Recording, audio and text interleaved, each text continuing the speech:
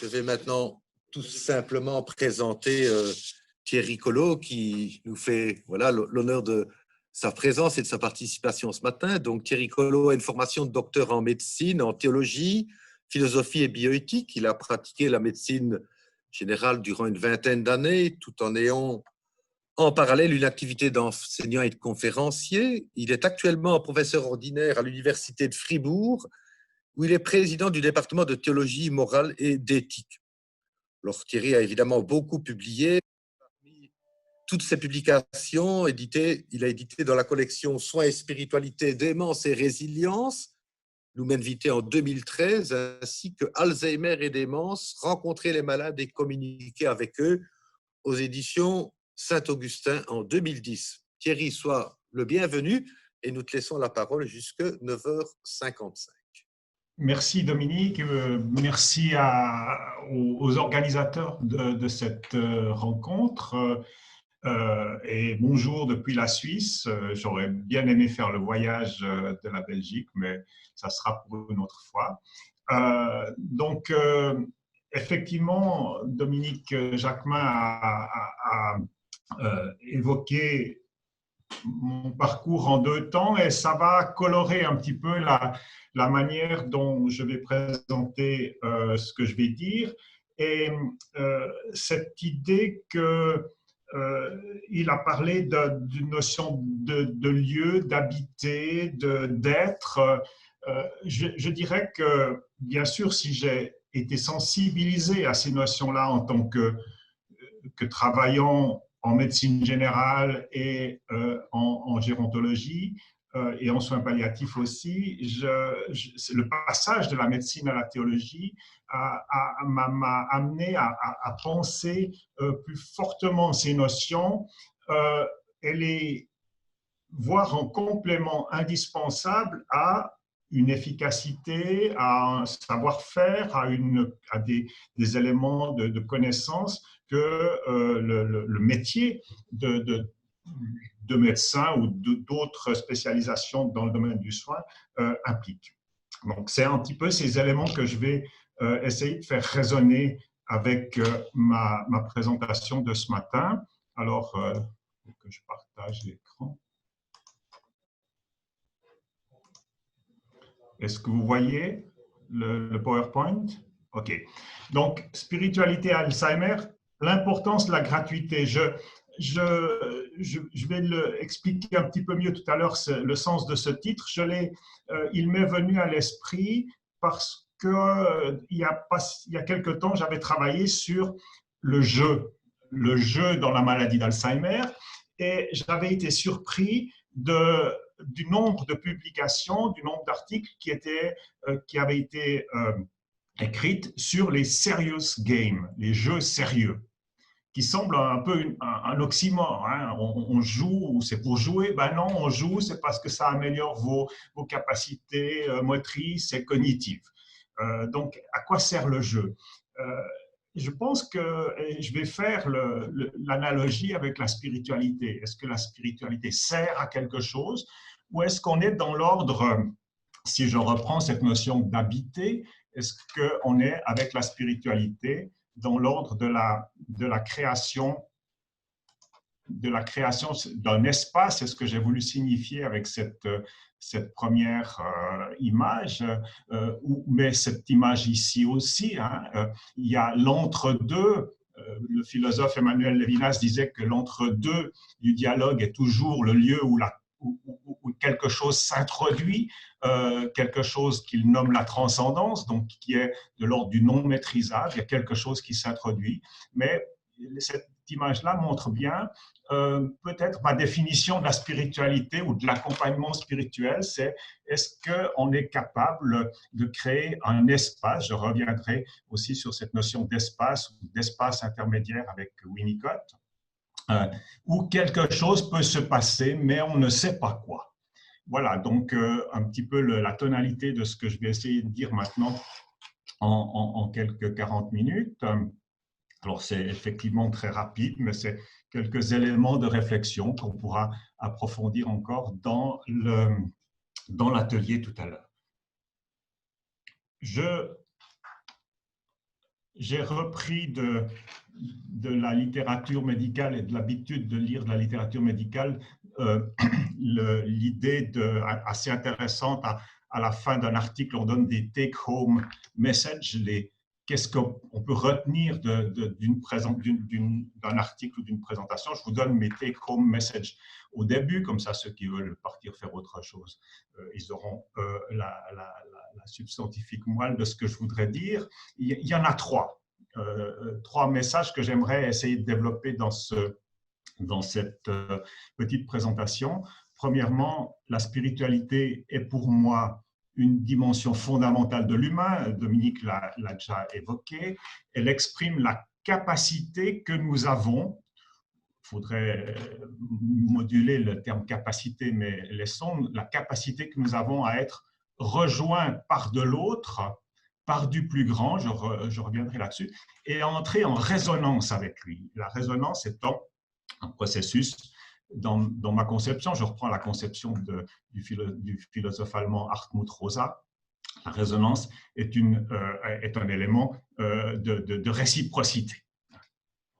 Premier élément, donc. Deuxième élément, la maladie d'Alzheimer, puisque c'est de cela qu'il s'agit aujourd'hui. Donc, dans le contexte particulier de la maladie d'Alzheimer, nous sommes dans un contexte qui, je dirais, embrume l'esprit à la manière d'un brouillard. Je reviendrai aussi là-dessus. La maladie modifie les ressentis, elle modifie les capacités d'expression, elle modifie les rôles, elle modifie les liens sociaux, mais elle ne les fait pas disparaître. Je vais insister sur la différence entre la perte et la modification. Elle ne fait pas disparaître ces éléments, elle ne fait pas disparaître toute vie intérieure, elle ne fait pas disparaître le sujet, et le sujet a toujours une capacité, une dimension spirituelle. Et puis, dernier élément, alors que comment on met ensemble ces deux éléments dans ce qu'on appelle l'accompagnement spirituel, j'aimerais me démarquer, bien qu'il faudrait le faire de manière beaucoup plus subtile, j'aimerais me démarquer d'une idée où on a une spiritualité utile. Comme on a des serious games, des jeux sérieux, on aurait une serious spirituality, une spiritualité sérieuse. Je pense que l'accompagnement ne consiste pas, il faudrait mettre essentiellement à apporter de la spiritualité pour combler un besoin, mais l'accompagnement spirituel, c'est s'inscrire avec l'autre, se mettre avec l'autre dans cet espace, aider l'autre peut-être à désencombrer un espace où quelque chose peut arriver, l'inattendu, l'imprévu, et c'est la notion le sens de ma notion de gratuité, ou théologiquement parler, la grâce. Voilà, donc ce que je vais essayer de dire maintenant. Donc, commençons par le plan. Je vous fais un plan en 2 points.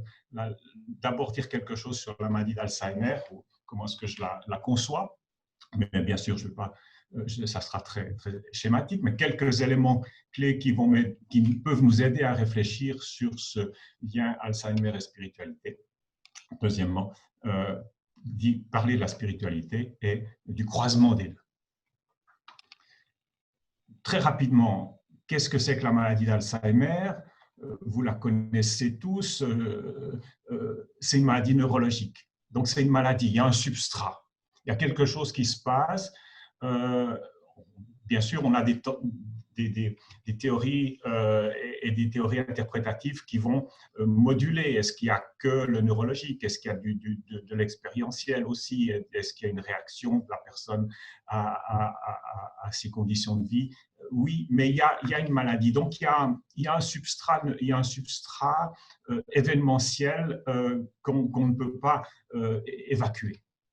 C'est une maladie qui fait des dégâts, et c'est une maladie, et cette notion de maladie dégénérative, elle va coller à la peau des gens qui ont une maladie d'Alzheimer. Il faut en être conscient, et il faut il faut essayer de travailler ça parce que déjà dire dégénératif, hein, le poids des mots est extrêmement fort. Dégénérer, ça veut dire sortir de son genre. Est-ce que les personnes qui ont une maladie d'Alzheimer sont des exclus, sont des demi ou quarts d'humains ou sortent du genre humain? Attention à ces éléments.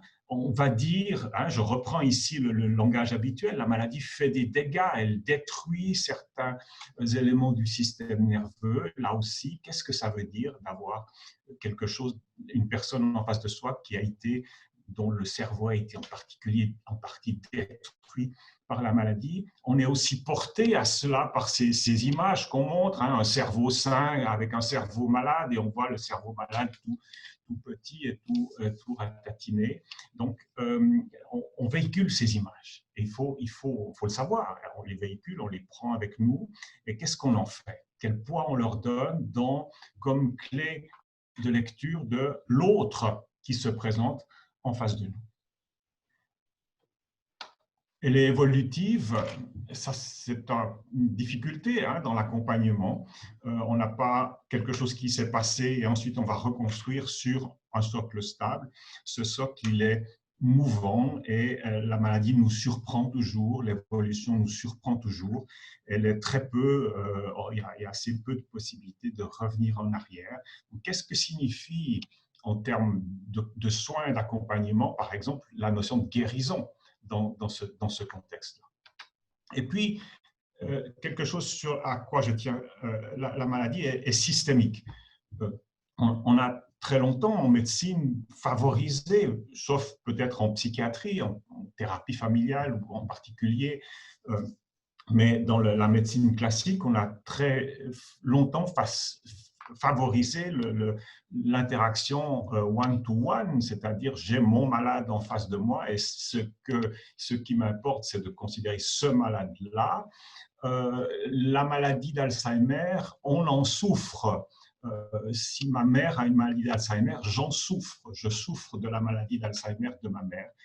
Donc, elle ébranle un habité. Dominique Jacquemin a parlé d'un habité. Elle ébranle le lieu, elle ébranle l'habité et ceux qui habitent ce lieu. Voilà, très rapidement. Je vais passer sur ces éléments factuels pour arriver à peut-être parler de cette maladie qui atteint, où on a ces images de dégénération, de perte. Quelles sont les clés de lecture? Et c'est ça qui m'intéresse. Déjà, simplement parler de maladie, c'est une clé de lecture. Parler de maladie d'Alzheimer, c'est une autre clé de lecture. Tous ces éléments véhiculent des éléments de sens, un contenu sémantique qui est continuellement mouvant et continuellement entretenu par le discours que l'on entend. Et c'est important de travailler aussi sur ces clés de lecture, quelques éléments assez rapides. Et le seul l'élément important sur lequel je vais insister, c'est la notion de perte. On est fasciné par la perte. La maladie d'Alzheimer, c'est quand on perd la mémoire, c'est quand on perd les gnosies et les praxies, c'est quand on perd la capacité d'orientation, c'est quand on ne reconnaît plus, donc on est dans le ne plus et la perte. Je dis ça aussi à partir de mon expérience médicale. On est formaté en médecine à répertorier les pertes, à évaluer le degré de la perte. On a des échelles, on a une quantification. Je ne dis pas qu'il ne faut pas le faire, c'est tout à fait important de le faire, mais il faut savoir ce que ça signifie en termes de clés herméneutiques, c'est-à-dire de critères d'interprétation de l'autre et de son histoire, de valoriser ces notions-là. Et je trouve cette image assez interpellante, et la notion de perdre la tête, hein, que l'on retrouve souvent quand on discute avec les gens. Hein, j'aimerais avoir n'importe quelle maladie, mais pas perdre la tête. Qu'est-ce que ça veut dire perdre la tête? Est-ce que quand on a une maladie d'Alzheimer, on perd la tête? dans le sens où il n'y aurait plus, un ne plus, où la tête serait vide. Je me rappelle d'un livre sur lequel j'avais travaillé, d'un livre témoignage dans les années 90, où une sœur parlait de la maladie d'Alzheimer de sa sœur aînée, et elle avait cette phrase terrible vers la fin d'une description de l'évolution de la personne: il n'y a plus rien. Et moi, cette phrase m'avait ému et ébranlé. Est-ce qu'on peut dire face à un autre qui nous fait face: il n'y a rien, il a perdu la tête, il n'y a plus rien. Dire cela quand on cherche à penser une réalité étrange que l'on a de la peine à faire entrer dans nos catégories, on va utiliser souvent des paradigmes, des métaphores qui nous aident à penser. Et alors, ça nous aide à penser, mais le danger, c'est que ça peut-être aussi nous enfermer dans un schéma de pensée. Et une de ces métaphores, un de ces modèles de pensée, c'est le sablier. J'ai ici un sablier qui est très lourd et qu'on ne retourne pas. Donc, il y a une espèce de déterminisme. Quand je parle d'une maladie évolutive, on voit bien, ça évolue et ça ne revient pas en arrière. Le sable ne remontera pas.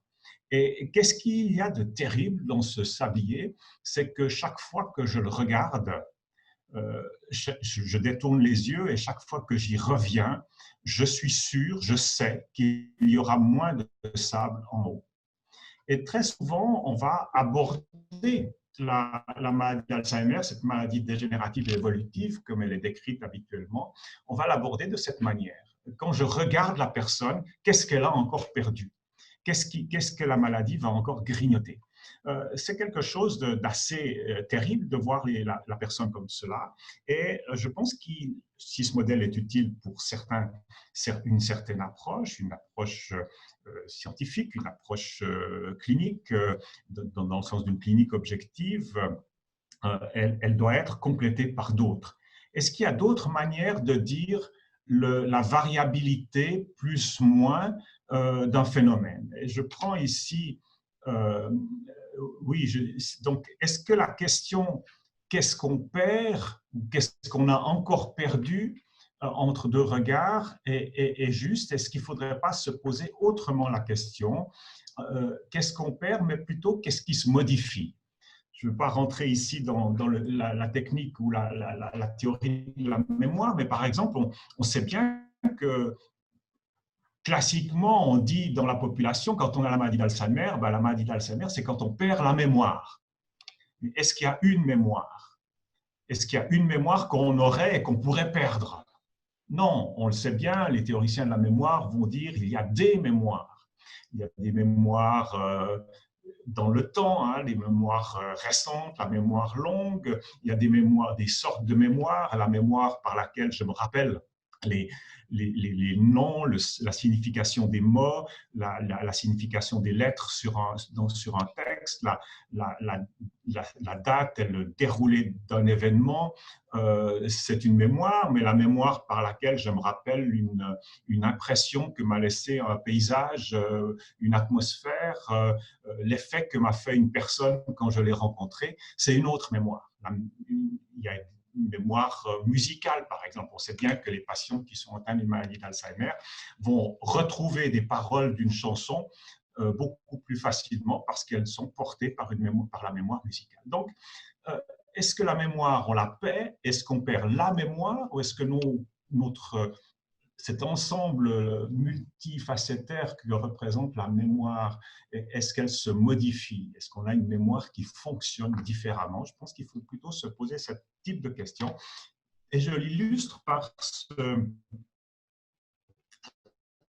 cette photographie de ma région, ici à Neuchâtel, où j'ai pris 2 photos à une demi-heure de distance, peut-être même pas une demi-heure de distance, à un certain nombre de quelques minutes de distance.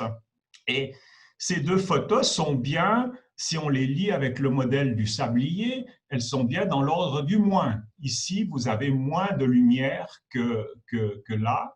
Ici, vous arrivez à distinguer moins bien les bâtiments et les arbres. Hein. Vous ne pouvez plus ici faire la distinction entre l'immeuble qui est là et l'arbre qui est derrière.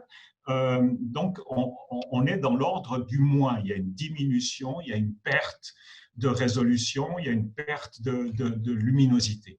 Et pourtant, pourquoi photographie-t-on des crépuscules? On ferait mieux de faire des photos quand il y a vraiment l'entier de la lumière. On photographie des crépuscules parce qu'il y a autre chose qui est apparu, quelque chose que cette photo rend mal, mais le soleil vient de se coucher. Ici, on regarde la France, ici, on est en direction de Pontarlier, et le soleil se couche ici à l'ouest. Et il y avait des rayons de soleil que la photo rend ici mal. Donc, il y a quelque chose de prenant, d'important qui se passe alors qu'on aurait pu lire ces deux photos uniquement en termes d'une perte. Donc, qu'est-ce qui se perd ou qu'est-ce qui se modifie? Et ces pertes, les pertes partielles, qui sont toujours partielles parce qu'on ne perd jamais la tête, on l'a toujours, on est toujours en face à un sujet, les pertes partielles ne signifient pas la perte de l'ensemble, mais sa modification.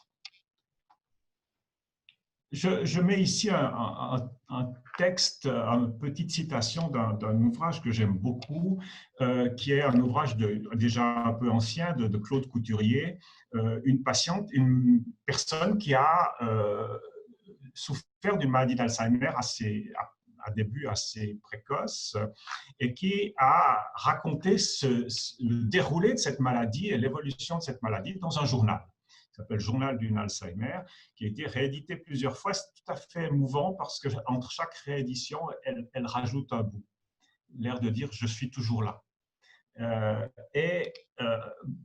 On voit bien que c'est une atteinte de maladie d'Alzheimer assez importante, d'intensité en tout cas moyenne, quand elle raconte un petit peu ce qu'elle fait, ce qui lui arrive dans sa vie. Et elle a c'est l'Alzheimer vu de l'intérieur, je trouve ça extraordinaire, et elle nous interpelle plusieurs fois. Je ne l'ai pas mis ici, mais à un autre moment, elle dit « Je me sens même plus humaine qu'avant ». Parce que je trouve que ma sensibilité aux atmosphères, aux choses, à la beauté, a augmenté. C'est intéressant, hein? Quelqu'un qui a une maladie d'Alzheimer, qui est en plein dedans, vient nous dire « je me sens même plus humaine qu'avant ». Et ici, elle dit « je vous remercie tous et toutes, vous professionnels, de vous intéresser à notre désir de nous prendre un peu nous-mêmes en charge et de retrouver ainsi un peu de l'humanité que le diagnostic nous avait fait perdre aux yeux de la multitude ». Cette phrase doit nous interpeller en tant que soignants aussi, en tant que poseurs de diagnostic. Qu'est-ce que c'est que poser un diagnostic? Nous réagissons différemment, dit-elle. Donc nous, les personnes qui souffrent de maladie d'Alzheimer, nous réagissons différemment, mais nous avons toujours des émotions, des sentiments et même une spiritualité qui nous rendent aussi sensibles et aussi humains que le reste du monde. Comme tout être humain, nous avons besoin d'être entourés de tolérance et d'amour. Une belle citation pour dire que est-ce que cette dame a perdu la tête? Non, bien sûr. Dire cela et être capable d'écouter cela, c'est bien lui redonner sa tête, c'est-à-dire sa présence comme sujet humain qui s'adresse à d'autres sujets humains, qui créent entre avec eux un espace d'interlocution et un espace où justement aussi d'autres éléments peuvent arriver, ce que je vais traiter tout à l'heure. Je reviens sur cette idée du jeu parce que le jeu, comme je vous l'ai dit au départ, j'ai été interpellé par les jeux sérieux. Et pour moi, ça m'a surpris. On m'avait demandé de faire un travail sur le jeu. J'ai une collègue ici à Fribourg, Véronique Dazen, qui est une archéologue qui travaille sur le jeu dans l'Antiquité. Donc, elle avait fait un grand colloque sur le jeu dans l'Antiquité, à l'époque contemporaine. Elle m'avait dit, tu ne veux pas me faire quelque chose sur le jeu et l'Alzheimer? Et j'avais été surpris de fait de trouver assez peu de jeux gratuits. Tout devait être formaté pour étudier, pour voir qu'on améliore les capacités cognitives, on améliore les capacités aussi physiques. Il y avait des jeux physiques, etc. Et c'est pour ça que j'ai mis comme sous-titre la place de l'inutile. Est-ce qu'il y a du jeu inutile? Je dirais oui, je reprends cela d'un classique de la réflexion dans la maladie d'Alzheimer, c'est Tom Kitwood, qui commence à dater un petit peu, mais qui a dit des choses fondamentales sur le rapport à la personne qui souffre de maladie d'Alzheimer comme le rapport à une personne. Et son ouvrage le plus important, c'est Dementia Reconsidered, The Person Comes First, la personne vient en premier. Et Kitwood va essayer de voir qu'est-ce qui va nous empêcher de reconnaître l'autre comme une personne. Et donc, il va trouver ce qu'il appelle des attitudes sociales malignes, l'infantilisation, la chosification, le fait de ne pas reconnaître l'autre comme sujet. Et il va inverser cela. Il dit, quelles sont les attitudes que l'on peut développer, que l'on doit développer dans des accompagnements, dans des équipes soignantes, dans des établissements pour personnes âgées, pour contrer ces attitudes sociales malignes. Il dit malignes parce qu'elles déconstruisent, elles rongent la personne elle-même. Et il en liste un certain nombre, 17 je crois, 12, j'en ai pris 12 ici, mais je pense qu'il y en a plus. Je ne vais pas les lister. Juste, j'en souligne quelques-unes qui donnent la tonalité un petit peu de qu'est-ce qu'il faut pour qu'on mette en premier cette notion de personne de l'autre. La reconnaissance, bien sûr. Je dois reconnaître l'autre comme une personne, sinon je ne peux pas interagir avec. Et des notions de gratuité reviennent souvent dans ces textes. Il y a un très beau texte, un très bel article où il va montrer comment il va régulièrement dans une maison pour personnes âgées chercher un ami, quelqu'un qui est devenu un ami, et il l'emmène au restaurant. Et il y a cet aller au restaurant comme moment de gratuité. Donc, il va valoriser des éléments de célébration. La validation, bien sûr, assez classique, c'est reconnaître à l'autre sa capacité émotionnelle et la capacité d'une expérience intérieure fondamentale pour la spiritualité. Je ne peux pas travailler la spiritualité si je ne reconnais pas à l'autre une capacité d'expérience intérieure, d'intériorité. La facilitation et la notion de création. Mais ce qui m'intéresse ici, c'est qu'assez haut dans sa liste, il va mettre la notion de jeu. Et lui va définir le jeu, non pas comme quelque chose d'utile pour améliorer les capacités neurocognitives de la personne, ce qui n'est pas tout à fait inutile, bien sûr, entendons-nous, je ne suis pas en train de critiquer cela, mais il y a une notion de jeu qui doit être, d'après lui, développée, qui est la notion d'un jeu qui ne sert à rien. Je mets ici le petit passage. Le travail, dit-il, est dirigé vers un but. Le jeu, dans sa forme la plus pure, n'a pas de but. Il se trouve hors de l'activité elle-même. Il est un exercice spontané d'auto-expression, une expérience qui a sa valeur en elle-même. Ces éléments-là me semblent importants. Pas de but autre que jouer. Et la valeur du jeu, elle est d'abord à trouver dans le jeu lui-même. Je retrouve cela, il y a beaucoup de choses, là j'ai mis quelques éléments, mais je passe un peu rapidement quelques éléments d'articles liés à cette étude du jeu et de maladie d'Alzheimer. Mais je retrouve cette idée de gratuité chez Winnicott. Winnicott, un pédopsychiatre très connu, déjà qui date un peu, mais qui a dit des choses fondamentales sur le jeu aussi. Il a un ouvrage qui s'appelle Playing and Reality, sur le jeu chez l'enfant. Mais le jeu chez l'enfant, le jeu chez l'adulte, ça reste du jeu, hein, si justement on ne l'instrumentalise pas trop. Et ce qui est intéressant, je reprends ici cette notion chez Winnicott, d'un espace intermédiaire à créer entre un espace intérieur qui est déstructuré, et qui est chaotique et qui est difficile à gérer pour les personnes qui ont une maladie d'Alzheimer, et un espace extérieur qui est exigeant, demandant, qui pousse la personne, qui l'atteste constamment sur sa capacité de remplir des rôles ou certaines exigences.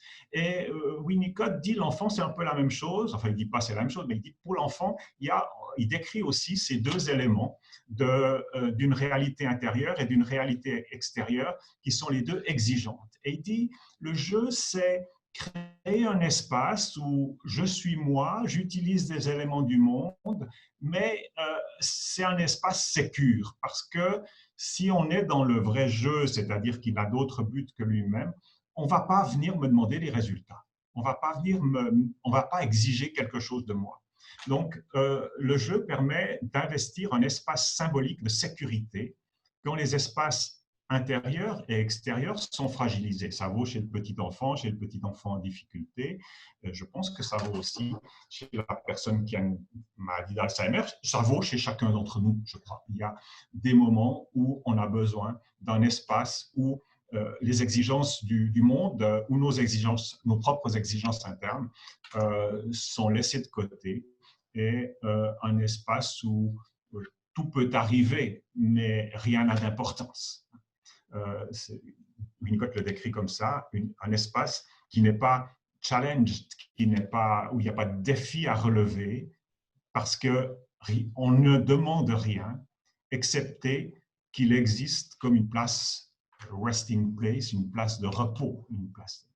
Voilà, quelques éléments sur Alzheimer et gratuité. Je passe un peu. Vous voyez où je veux venir, hein, vous voyez, je pense que cette réflexion sur le jeu que l'on a chez Kitwood et chez Winnicott est un parallèle, un paradigme tout à fait intéressant pour penser la spiritualité. Parce que la spiritualité, on peut aussi la penser comme si on pense les serious games, on peut aussi penser la spiritualité de manière, à mon avis, un petit peu trop sérieuse, quantifiable. Et ça, je pense que là, on l'a réduit. Juste, quelle est ma vision de la spiritualité? Alors, je l'ai mis ici en une phrase, hein, quelque chose de très large, une dimension fondamentale de tout humain. Elle exprime la capacité que nous avons tous à être rejoints par de l'autre, du plus grand, et à entrer en résonance avec lui. La notion de résonance est fondamentale. La notion de sortir de soi, être pris par ce qui nous dépasse, que ça soit d'une manière très informelle et très vague, comme je pense que l'émotion esthétique face à un paysage, par exemple, est de l'ordre de l'émotion spirituelle, ou alors qu'elle soit nommée et considérée de manière plus spécifique comme dans un espace religieux. Je disais, je vais passer rapidement, mais j'avais mis ici l'idée que, enfin, j'aimerais lutter contre l'idée que la spiritualité n'est que, ou pourrait être limitée à quelque chose qui a des effets dont on peut mesurer les outcomes. On a une littérature abondante là-dessus, surtout dans le monde anglo-saxon. J'ai mis ici une étude caricaturale, extrêmement caricaturale, où on va mesurer en double aveugle les effets de la prière sur l'évolution de patients qui ont eu une chirurgie cardiaque.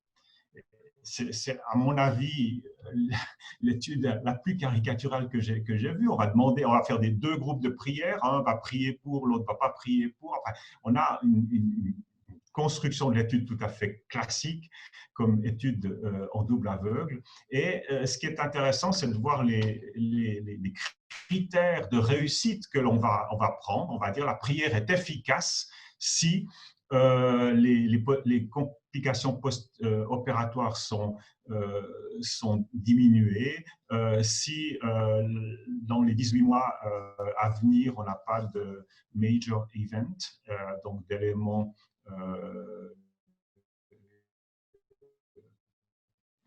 pathologiques, ou si la mortalité à 30 jours est diminuée.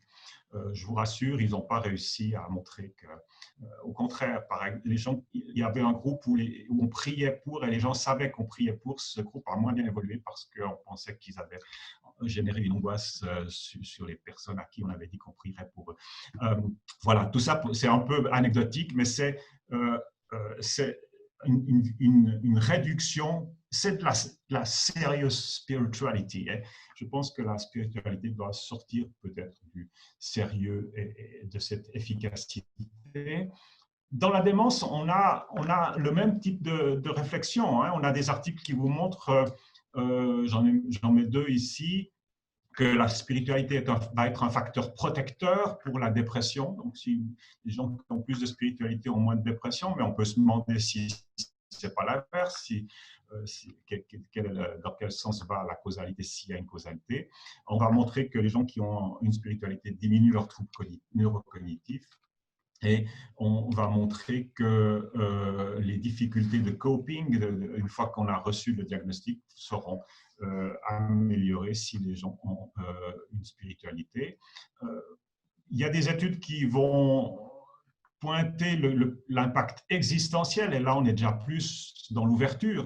Par exemple, ici on va montrer que la spiritualité est une manière de je dirais, elle est reliée, c'est un means, c'est un moyen, me semble déjà aussi réducteur. La spiritualité est reliée à l'espérance, au sens, au lien avec le passé.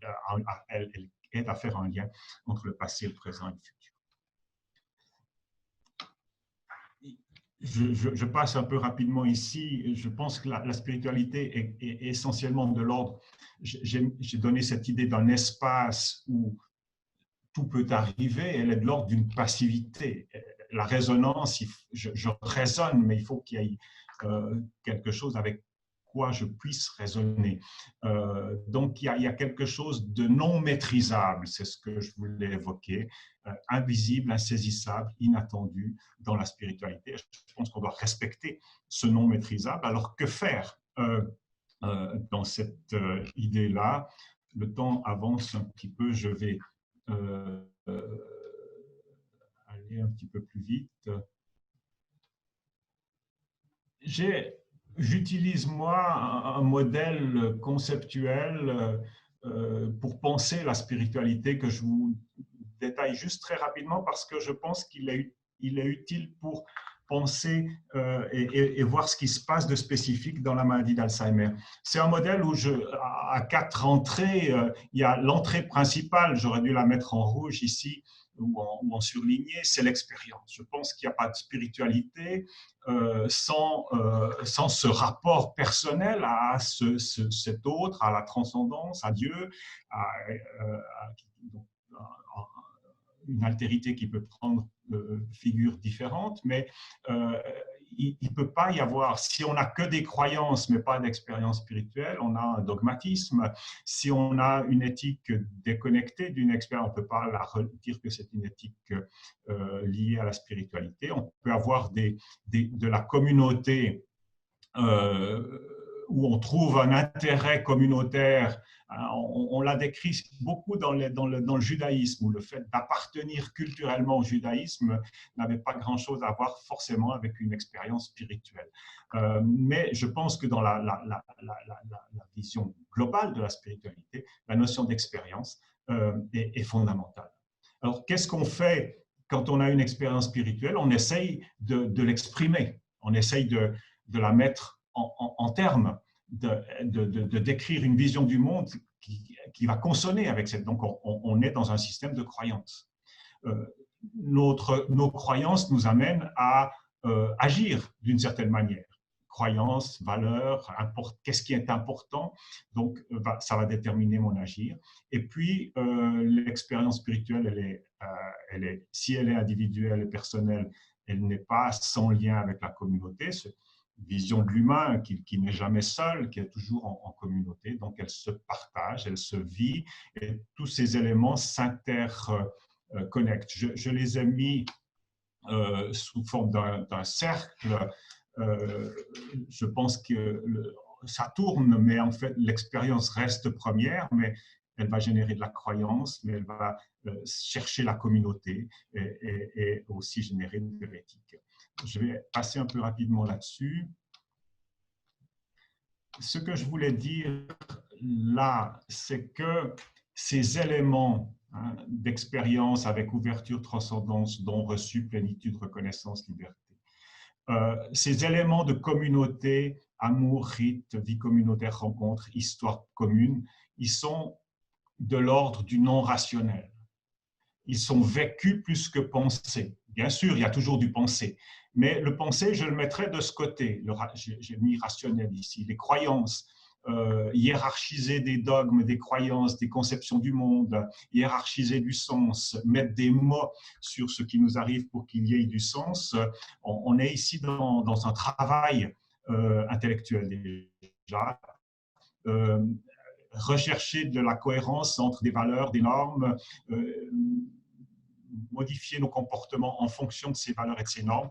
On est aussi dans du rationnel, quoique pas uniquement, hein, c'est un peu schématique, mais il faut être schématique parfois. Donc, ce qui se passe dans la maladie d'Alzheimer, je dirais, c'est que cette partie-là va être floutée. Non pas, de nouveau, elle ne disparaît pas, elle va être floutée. On a montré, par exemple, Stephen Sabato aux États-Unis, dans son livre qui a été traduit en français, l'expérience je ne sais plus exactement le titre en français, l'expérience des patients souffrant de maladie d'Alzheimer, je pense, montre que les valeurs, l'éthique va persister, mais elle est floutée. L'argument pourquoi est-ce que je fais quelque chose ne joue plus. Donc, on a quelque chose d'une modification de ces éléments, mais je pense que l'élément d'expérience, l'élément de se sentir habité, se sentir rejoint par la transcendance ou par de l'autre, l'élément de reconnaissance, d'amour, j'aurais dû mettre amour ici aussi, non, je l'ai mis là, voilà. Ces éléments-là reste pour la personne qui a une maladie d'Alzheimer. La notion de rite est importante parce qu'on fait appel à une mémoire procédurale qui, on le sait, reste plus vive. La notion de vie communautaire, Kitwood l'a beaucoup thématisé dans la coévolution, dans la facilitation, dans la codécision. La notion de rencontre, le fait de faire partie d'une histoire commune va rester. Donc, où est la spiritualité? Est-ce que la spiritualité aussi, on la perd ou est-ce qu'elle se modifie? Je pense qu'elle se modifie et on doit tenir compte de ces éléments-là pour un accompagnement. Alors, on est dans ce que j'ai appelé une présence mutuelle. L'accompagnement, peut-être une des difficultés du fait qu'on a médicalisé, mais il fallait le faire, c'est une maladie, mais en même temps, le fait de médicaliser une condition va nous mettre dans le schéma où on a des soignants et des soignés. Et les soignants vont en général bien, quoique le Covid nous montre de manière tout à fait intéressante que les soignants peuvent devenir soignés et vice-versa assez facilement et que la frontière entre les bien portants et les malades n'est pas si étanche que ça. Mais je pense qu'on doit travailler beaucoup plus sur la notion de mutualité et de réciprocité. Et on peut travailler aussi sur la figure du guérisseur blessé. Le guérisseur est toujours porteur lui-même d'une blessure. Donc, nos rencontres sont des rencontres qui sont toujours co-guérissantes. C'est ce que j'ai voulu évoquer ici. Donc, à partir de cet élément qui va rester accessible chez la personne qui a une maladie d'Alzheimer, comment être dans une vraie présence, c'est-à-dire comment créer entre nous de l'échange possible dans le être là, ce qui n'empêche pas bien sûr une certaine intentionnalité aidante, mais l'être là est premier. C'est Lévinas, je l'ai déjà évoqué au tout début, qui thématise cela dans un article sur le dialogue, où il dit le dialogue, c'est pas échanger des informations, c'est pas prendre des connaissances de l'état de l'autre et lui redonner un feedback. Oui, ça, il dit c'est un dialogue, mais c'est un dialogue de bas niveau, on pourrait dire, le dialogue vrai. C'est le je-tu à la Martin Buber. Hein. Le dialogue vrai, c'est, dit Lévinas, quand entre nous, on laisse un espace pour la transcendance. Il ne la définit pas, il dit la transcendance baie, il y a comme une béance qu'on va laisser, et la transcendance s'insère dans l'entre-deux du dialogue. C'est tout à fait intéressant. Un dialogue qui toujours laisse un espace entre les partenaires pour laisser advenir la transcendance, quelque chose d'autre, la gratuité, la surprise. C'était le sens de ma notion de gratuité. Et si je veux contrôler l'interaction et que je ne laisse pas de la place pour la transcendance, je pense que je ne suis pas dans l'accompagnement spirituel. Donc, c'est cette capacité, dit Lévinas, de relier un je et un tu, que leur altérité sépare irrémédiablement. La maladie d'Alzheimer ne fait qu'accentuer une altérité irréductible qui est déjà présente. Je ne fusionne jamais avec l'autre, je ne le comprends jamais, il reste toujours un mystère avec ou sans maladie.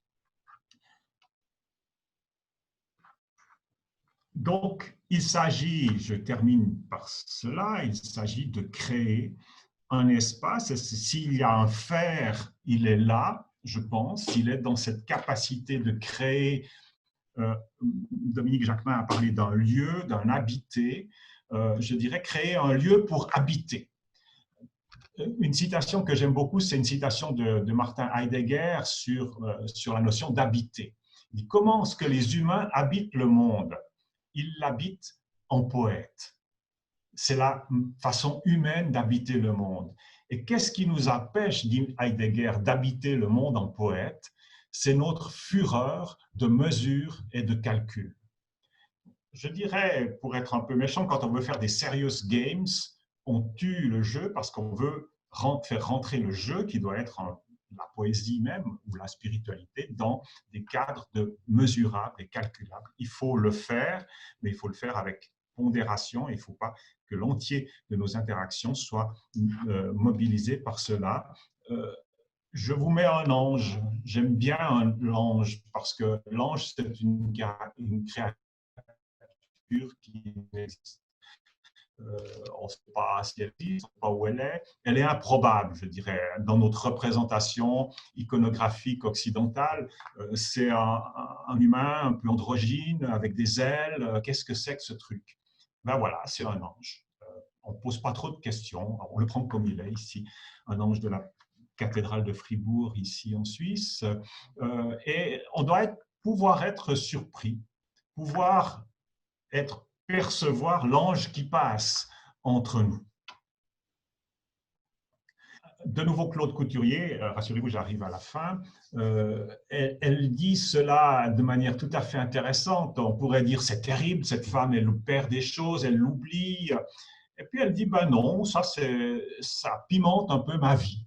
Je suis très souvent étonné de retrouver un livre ou un objet dont j'avais même oublié l'existence, ce qui fait que tout est souvent nouveau pour moi. Et c'est bizarre, j'ai l'impression de renaître à chaque fois. À un autre moment, elle dit de manière très intéressante, le neurologue dirait qu'elle n'a pas de persistance idéative, c'est-à-dire elle ne persiste pas dans les idées qu'elle développe. Elle dit, moi, je vois ça comme une pelote, je tire un fil et puis après j'en vois un autre, donc je le tire aussi. Moi, j'appelle ça de la souplesse. Donc, vous voyez comment on peut lire une même réalité de manière différente. Ici, faire place à quelque chose d'assez dramatique, c'est-à-dire elle perd ces choses, mais elle est contente de les retrouver. Donc, ouvrir cet espace pour la surprenance, pour que la différence ne soit pas menaçante, c'est-à-dire que deux altérités se mettent, non pas se fusionnent et s'égalisent, mais se mettent avec leur altérité dans cette condition d'ouvrir un espace pour que quelque chose advienne, pour que la non-maîtrise, comme la citation qui vient d'être donnée, la non-maîtrise ne devienne pas perte, mais puisse ici être une libération, pour que puisse apparaître la joie. Claude Couturier le dit, dans la non-maîtrise, dans la perte, tout d'un coup, je retrouve quelque chose et c'est une renaissance. On peut dire forte chez François d'Assise dans un très beau texte sur qu'est-ce que c'est que la vraie joie. Est-ce que la vraie joie, dit François, c'est quand j'ai renoncé à tous mes désirs de convertir le monde, les rois, les musulmans et tout le monde, et que j'abandonne tout cela et que rien. Et quand je suis dans ce rien, à ce moment-là, la vraie joie arrive. Donc, quand j'ai ouvert cet espace entre nous, j'accepte de ne rien mettre, peut-être le sens de la vraie vie peut apparaître. Voilà. J'ai tenu le temps, je crois. Je vous remercie de votre attention et on va, pour ceux qui le désirent, continuer la discussion dans l'atelier. Merci beaucoup.